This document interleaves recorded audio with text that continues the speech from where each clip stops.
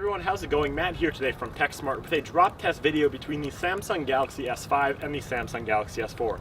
This is the brand new release of smartphone from Samsung, comparing it to last year's iteration of the S4. Now the build quality in these is slightly different, however last year's S4 drop test didn't yield that great of results when it came to durability, so we'll see how the S5 this year stands up to a couple different heights of drops. Real quick here before we get started, you can win one of the brand new S5s or an HTC One M8. All you have to do is simply leave a comment what you think about the video down below, as well as like this video, and you'll be automatically entered to win that giveaway, which is happening on Twitter. So thanks guys for entering and watching this video, and without any further ado, let's go ahead and get to dropping. Alright, so the first drop will be from pocket height, and this is to simulate if you took the phone from your pocket and it slipped out of your hands. First up is the S4 from pocket height in 3, 2, 1.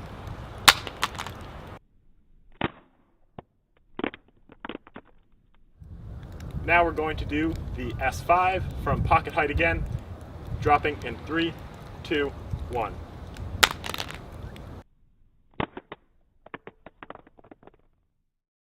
As would be expected with a drop from this height, both phones are rather unscathed after the first drop. The only true visible damage to either of the devices is along the side, as you can see on the side of the S5, and then a tiny bit on the side of the S4.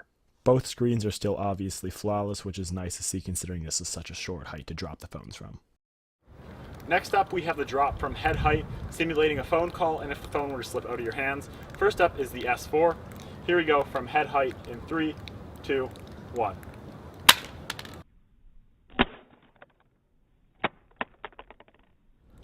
Here's the S5 from head height, dropping the phone in 3, 2, 1.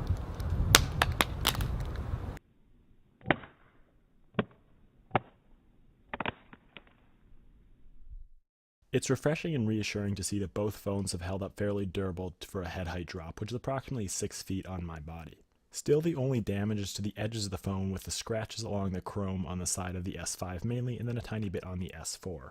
Both the front screens as well as the back glass covering the camera are both unscathed after all these drops, no cracks, which is a nice change to see for both these devices. With both phones still in rather good condition, what we're going to do now is an above the head height drop with the screens facing down. This is usually the best case scenario for having a phone to be broken or to simulate the worst case scenario. So again, we're going to start with the S4 above the head. I'm about 6 feet, so this is probably about a 7 or 7.5 foot drop above the head with the screen face down. So here we go with the S4 in 3, 2, 1.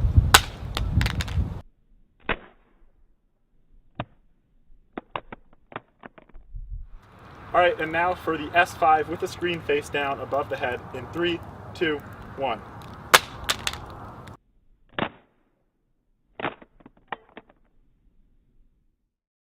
Even with all the previous drops, and then including this one which was dropped from above the head, both phones are still holding strong. The main component, the screens, are both still flawless on each device. However, the one thing is that this drop did manage to crack the back glass on the back of the Samsung S4. It's nothing too major, but it is definitely worth taking note of. Also, if you didn't notice too in the last shot, the S5 actually landed completely face down square on the glass, which should have cracked it, but it only managed to simply pop off the back and it was good to go. So up until this point, the phones have held up rather well. What we're going to do for the last test is standing on here, holding them above the head, trying my best to make sure the screens land face down. This is probably feasibly the highest you'll drop your phone from. Just going to run it once more with the S4 and then the S5, and we'll see how they stand out after that.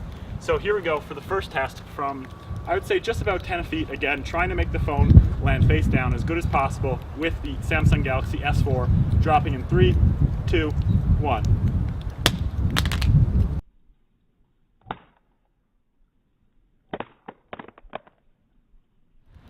Here we go with the S5, dropping the phone in 3, 2, 1.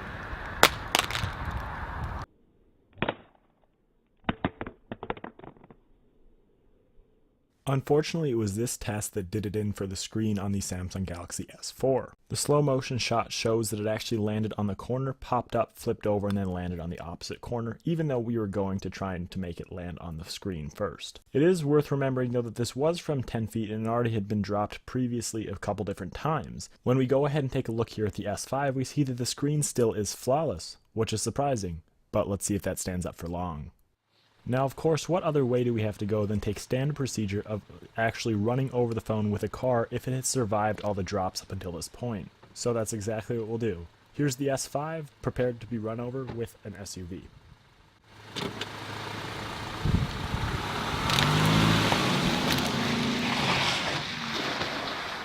So I'll be completely honest, I was not expecting this from the S5 this year. Even after 4 separate drops, landing on its face at least once and then getting driven over by 2 wheels of a car, the most that's happened to this phone is just the back glass on the camera has cracked. Considering Samsung has been one of the last smartphone providers to actually stay away from using a metal or aluminum body, this is very, very impressive.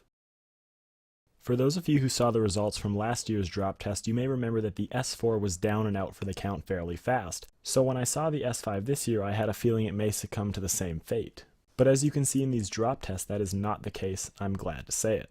It's nice to see that the S5 stands up this well despite being primarily plastic, and it should be something that you consider as you possibly upgrade to this phone.